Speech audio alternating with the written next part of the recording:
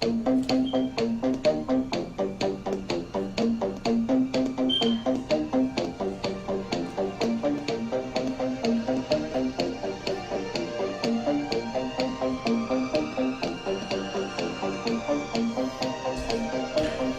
the high mountains of the great Southwest Canadian Rockies, I bid you all good evening, good morning, good afternoon, whatever the case may be, wherever you are in this world, of which is covered by this radio program.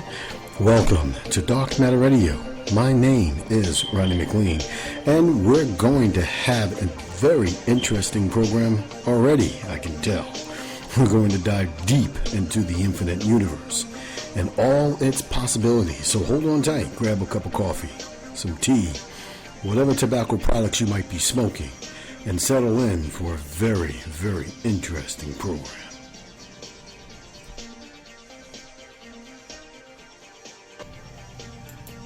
Look, it's going to be a close election. As I said in my speech, you can win 3 million more votes and still, not get elected because of the Electoral College. It all comes down to the Electoral College. If it's a close election, like say Biden, say Biden wins, what do you think Trump will do? Look, I think that they have a couple of scenarios that they're looking toward. One is messing up absentee balloting. Right, of course. They believe that helps them. So that they then get maybe a narrow advantage in the Electoral College on Election Day. Because remember, we've seen a couple of cases, like in Wisconsin, where they did everything they could to mess up voting, but because courts had ordered absentee ballots to be counted if they were postmarked on Election Day, Democrats actually won some important races there. In the recent Michigan primary, I was told in Detroit, the Republicans had 40 lawyers challenging absentee mail-in voting, and a local reporter talking to one of the lawyers he knew was told it was a dry run for November. So we've got to have a massive legal operation. I know the Biden campaign is working on that. We have to have poll workers, and I urge people who are able to be a poll worker. We have to have our own teams of people to counter the force of intimidation that the Republicans and Trump are going to put outside polling places. This is a big organizational challenge, but at least we know more about what they're going to do. And, Joe Biden should not concede under any circumstances, because I think this is going to drag out, and eventually I do believe he will win if we don't give an inch and if we are as focused and relentless as the other side is. President Trump, I'm urging my supporters to go into the polls and watch very carefully, because that's what has to happen. I am urging them to do it. As you know, today there was a big problem. In Philadelphia, they went in to watch. They're called poll watchers, a very safe, very nice thing. They were thrown out. They weren't allowed to watch. You know why? Because bad things happen in Philadelphia, bad things. And I am urging my people. I hope it's going to be a fair election. If it's a fair election, I am 100% on board. But if I see tens of thousands of ballots being manipulated, I can't go along with that. And I'll tell you what, from a common sense, I'll tell you what it means. It means you have a fraudulent election. You're sending out 80 million ballots. They're not equipped to. These people aren't equipped to handle it, number one. Number two, they cheat.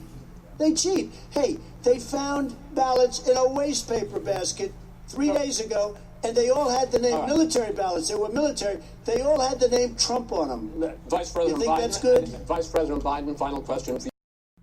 Secondly, we're in a situation where we have put together, and you guys did it for our the President Obama's administration before this. We have put together, I think, the most extensive and inclusive voter fraud organization in the history of American politics. Secondly, we're in a situation where we have put together, and you guys did it for the President Obama's administration before this.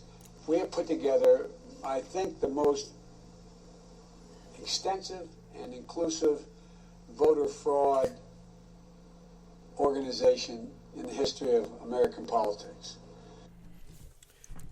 Good afternoon, good evening, good morning. Welcome to Dark Matter Radio. This is your host, Ronny McLean, and we are going to have a fabulous short program today. We're going to be discussing who is actually going to win the presidency of the United States in America, and why did Hillary Clinton tell Joe Biden very early on in the process, no matter what you do, don't ever concede. Why would she say that? Very interesting. And now, and Hillary Clinton also told Joe Biden, no matter what, no matter how it looks, what's going on, fight to the last tooth and nail. Don't ever concede. That's the advice she gave to Joe Biden. Now, with President Trump, with his personality, he also has a philosophy. Don't ever concede. Don't ever give up. Fight to the last tooth and nail. And why is this, especially for the United States? And everybody who has been watching the elections knows that on November 3rd, what has happened was kind of an anomaly when you talk about elections as a whole. It is very interesting when we take a look at how the elections were going. And then all of a sudden they were paused. And then all of a sudden the next morning it got going again. So what does all this really mean? All of this contesting, the news media saying that Joe Biden has won all of these different various states and the election is over. And that Joe Biden is the presidential elect. Now, is that the truth? Well, we're going to discuss that here today. We're going to discuss what it is all about during this presidential election, and why is it that the ultimate word or words, do not concede, is so very important. Well, that's because we have to get down to exactly what is going on in terms of the electoral process in the United States. It is a different type of electoral process than anywhere else. Now, I've known that you've heard during a lot of newscasts and also debates, just about every one of the candidates and every single one of the news media, except for maybe one or two, has told you, or you have heard, that in the United States, it's a democracy, that we live in a democracy here in the United States. Well, that is not true. I'm not even going to say it's entirely true. It is not true, period, at all. In the United States, they have what is called a constitutional republic. A constitutional republic. And what does that mean? That means that there is no democracy here. A democracy, to break it down, is the majority rules. So how it was taught to me in my political studies class in the first years of college is that when you're sitting down at a table, let's say you have three people sitting down at a table. 2 wolves, 1 sheep, and they're playing cards, and everything is nice and happy, and they live in a democracy. So in this democracy, one of the wolves says, I am hungry. And the other wolf says, yeah, me too. And the lamb or the sheep says, so am I. I am hungry. So what are the wolves? They turn and look at the sheep and say, you want to know what? I think we should eat the sheep for dinner tonight. And the sheep says, no, that's not a good idea. So the other wolf says, hey, let's vote on it. So they take a vote. The vote comes out 2-1. In a democracy, the majority rules. The sheep has absolutely no chance of survival. The 2 wolves get out their sharp cutting knife teeth and they begin to start delving in to the sheep. But then somebody walks into the room and says, stop, don't touch the sheep. We don't actually live in a democracy like the news says, or a lot of the political leaders say. We actually live in a constitutional republic. So the wolf says, what does that mean? One of the wolves. And the giraffe that walked into the room says, a constitutional republic means that no matter what's going on, the majority doesn't rule. Not in the way where it is going to hurt the impact of the minority. So the minority is protected by what you call a constitution. So what they would have to do is go to the Constitution to see whether or not if it violates the sheep's constitutional rights to life, liberty, happiness, the ability to be able to survive, etc. Whatever the Constitution guarantees you, you cannot go against, even if the majority votes for it. Meaning, it is always going to protect people who do not have the majority. Right? So the majority just cannot come by and vote for something, and then that's what's going to be. That's the reason why you have the court systems. So then they say, okay, well, I don't like what that says. I think that we're interpreting it wrong. I think that we can still eat the sheep if we all vote yes.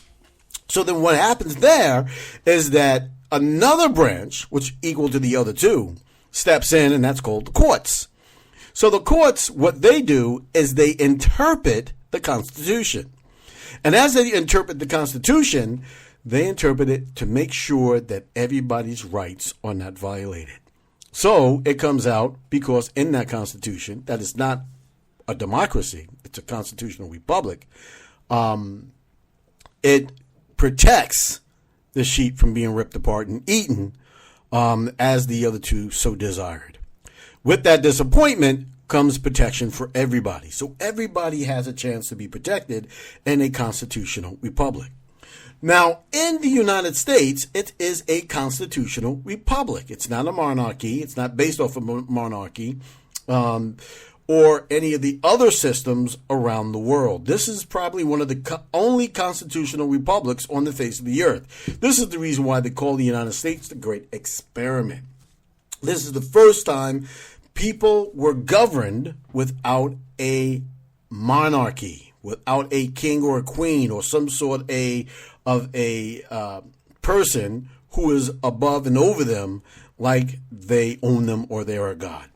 So the people in a constitutional republic are pretty much sovereign unto themselves, pretty much, and they are supposed to be pretty much free. So basically, that's what a constitutional republic is. And now, in the United States, what we have is what we call the 12th Amendment. Now, the 12th Amendment is an amendment that dictates how we vote for president and vice president and what to do if there's either a tie or if there is not a majority, or if, somebody, if they don't have the majority of the votes. And we're going to go through that. Now, this constitutional amendment started up in, I believe it's 1803 in December. And the reason why was because there was an election in 1800, which was very close. I believe it was decided by less than a lot of votes, 1% of the vote. And they came up with the 12th Amendment. Now, what is the 12th Amendment? The 12th Amendment, the electors shall meet in their respective states and vote by ballot for president and vice president. Now remember, at one point in time, the vice president and president were voted in separately. And that meant that whoever got the most votes for president would be president. Whoever got the most votes for vice president got the vice presidency. Now, both of these people could have been from different parties, which meant that it would be much difficult for them to be able to run the government. So the 12th Amendment kind of fixed that, right? It kind of fixed that. So when we begin to start looking at this, we have to remember that a lot of this was changed when the 12th Amendment came into being. So that being said, the electors are meant to be the people who vote, the citizens of the territories and of the United States itself, of every state. What they do, they get together and they vote for the presidency of the president and the vice president of the United States. right? So now with the president and the vice president of the United States shall not inhabit the same state of themselves, meaning that they can't be from the same state. They're not supposed to be anyway. So they should name their ballots and the persons for the presidency. In a district ballots or a distinct ballot, the person shall vote for the presidency. They should make their distinct list of all persons voted for presidents, of all persons voted for as vice president, and the number of votes for each. So that's how it used to be, right? They used to vote for everybody separately. Now, this is what happens, which they list and sign and certify. The voting has to be certified and transmitted, sealed, to the seat of the government of the United States, directed by the president of the Senate. So now what we get is that you don't have anything after the election. The election process takes on a whole nother process after people cast their ballots. What happens is then the state then counts all the ballots, make sure that the ballot and all the takings and everything like that are fair. And then what happens is that each state then certifies their ballot within their respective congresses, right? Assemblies. And then each of those states take all of their ballots, the votings, and then they send it off to the Senate of the United States. That's after it has been certified by each state. So the president of the Senate shall, in the presence of the Senate and the House of Representatives, so both houses get together, and the president of the Senate will then open up all certificates, and the votes shall be then counted. The person having the greatest number of votes for president shall be the president, if such number be the majority of the whole number of the electors appointed. Now that's interesting. And if no person has or have the majority, such majority, then from the persons having the highest number not exceeding 3 on the list of the vote for president. What that means is that if they get to a point where the votes that have been certified or couldn't be certified due to whatever situation is happening, then what happens is that they will take the 3 people that got the most votes for the presidency. They will take those 3 people and put them on the ballot in the House of Representatives. They will take them and put them on the House of Representatives, right? And then from the persons having the highest number not exceeding 3, meaning it could be up to 3 candidates on that list, they vote for the president. The House of Representatives shall choose immediately by ballot for the president.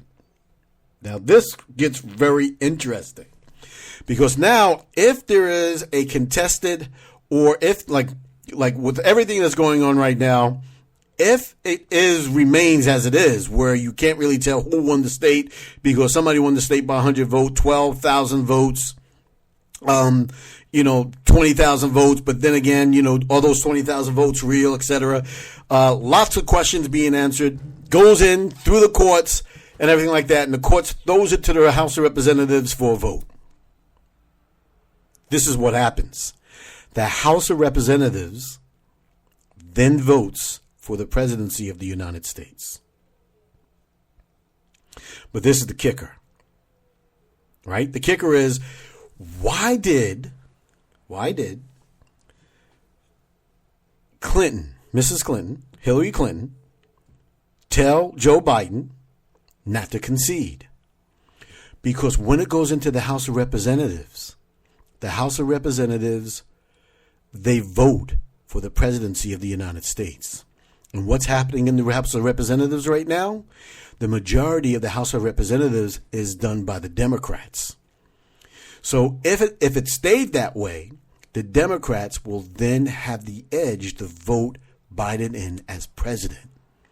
Therefore, don't ever concede, even if they told you you lost. Always has to go to the House of Representatives. But here's the kicker. The representation from each state having one vote. Having one vote. A quorum for this purpose shall consist of a member or members from 2/3 of the states, and the majority of all states shall be necessary to a choice. So what does that mean? And this is where we get into it now. What that means is that even though the House of Representatives is majority by the Democrats, when you take it down by the states, meaning that every state gets one vote. So when you break it down by the states, it changes. Now this is why you hear Trump saying, I will be elected, because the House of Representatives have the majority of states by Republicans. As I counted it, I believe right now it's up to 30 to 32, because I also believe that the territories have a chance to vote for it as well. So it's very interesting that what happens if all of this gets contested. Joe Biden right now, even though people are calling him presidential elect, is not the presidential elect, because none of the votes, none of the states have certified any of their votes. Once the votes are certified, then the votes have to go to the Senate, to the president of the Senate. And then the president of the Senate will read the certifications of all of the votes by states that handed them in to the complete Congress, meaning to the House of Representatives and to the Senate. Once that's done, if there is a discrepancy and there is no clear choice majority winner, then the House of Representatives immediately has to vote for the presidency of the United States. The majority of that vote will vote in the next president of the United States. At this point, because every state only gets one vote, what happens is that I believe that there's right now 30 to 32 Republican states that will end up making the House of Representatives the majority for the Republicans, and by almost 20 votes, if not a little bit more. Could be a little bit less, but it's around that margin. And if that stays clear, this is the reason why they're still fighting for a lot of these side candidates in special elections to be able to have the majority in the House of Representatives. Now you begin to start understanding why it's so important for them to have the majority, either way, in the Senate or in the House of Representatives. So, as it stands right now, it looks like if all of this does go to the Supreme Court and all of these fights do have any kind of merit, it will take a course all the way down to the House of Representatives for a vote. And that vote will most likely go to Donald Trump. Therefore, Donald Trump will be sworn in the inauguration once again in January. So this is where it's really looking like Donald Trump has a really good chance of winning the presidency. None of the, how can I say, news organizations are talking about this because it is not in favor of what their election process is all about. Remember, we don't live in a democracy. We live in a constitutional republic. And at the end of the day, it looks like Donald Trump will once again be president of the United States because he would have the majority of the House of Representatives by one state vote. Every state gets one vote. And if that will be the case when it comes down to it, the Republicans will have the majority and be able to vote Donald Trump back in as President of the United States. And there you have it. Now you know where you are in terms of this election. Right now, we do not have any presidential elect. This is the reason why Donald Trump's not sharing any information with Joe Biden, because Joe Biden is not a presidential elect yet, not until after the states certify their votes, and none of the states have certified their votes, and all of the battle states are still counting, doing recounts, and in court. And there you have it. This is Ronny McLean, the political scientist. Salute Thunder, the political scientist. And now you know, again, you know who's going to win, who has a really good chance of winning the presidency of the United States when it comes down to following the 12th Amendment in this constitutional republic called the United States. Have a great evening. Have a good night.